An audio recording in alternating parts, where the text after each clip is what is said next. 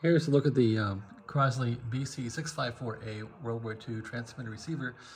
So I spent a lot of time tonight making this interconnect cable for this rig for the transmitter receiver to connect to the Dynamotor that I picked up. And I'm also going to try and build this thing into a Heathkit power supply and not use Dynamotor. So the Dynamotor is for authenticity, and I'll get that working, but I don't want to run the Dynamotor at home if I don't have to, and I want to run this thing. So anyway, that's it. This cable, I probably have 5 hours in this cable tonight. It was really painful. I have used 12 gauge wire on this thing, 8 lead speaker wire, which was heavy duty. And the wire was really too thick for these connectors, so I don't like that part of it, but I spent $54 for this wire.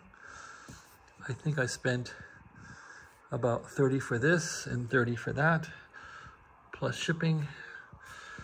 That'd be $50, so I'm already out about $100. $110 on this whole endeavor, and I bought a chassis connector for another $30. So I'm about out $150 for all this stuff, this cable, just for a cable to get this thing running, because you can't buy a cable for a Crosley BC-654a on eBay or anywhere. You can't have them. So these are called Canon P connectors, Canon Paul or P for Paul connectors. I've never seen these before. I didn't even know they're available. I think these are used a lot in broadcast industry. I'm not sure, but these things fit exactly. They're painful to get apart. They're okay to solder to, and they will accept like 14 gauge wire. So I tried to shove 12 gauge wire into these. I got it working, but it's not a very great job. I had to take the insulation off about here, and then these are bare wires. Well, these aren't bare, but they're insulated wires here with tape on them, because I couldn't fit this insulation into the connector. Anyway, I just didn't want to buy more wire. I just wanted this to be done. So same with this connector here, and you can just plug it right in. And they have these little snap connectors on them. So the snap connector is right here to pull it out, and a little snap connector on this one. So it's quite a nice connection system. This one is broken by, I don't know, somebody broke it a long time ago. This whole little frame is broken, so I must take care when I'm fussing with this connector here.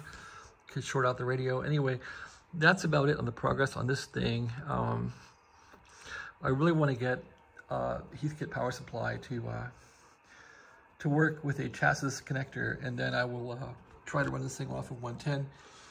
And I'll try and get the Dynamotor working. I need a car battery to run this thing. I've tried to run it off of the 10-tag power supply. It trips it. It has a huge surge current to run that motor. So anyway, that's about that. I did pick up a panel connector for it too.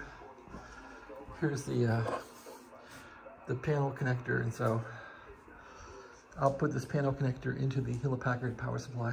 I'm sorry, the Heathkit power supply. So the panel connector is wrong. Looks like I got the wrong connector. Well, that's nice. I'm glad I checked that. I guess this connector is not going to be working for anything. Or will it? Nope, it won't. Thanks for watching. Have a great day.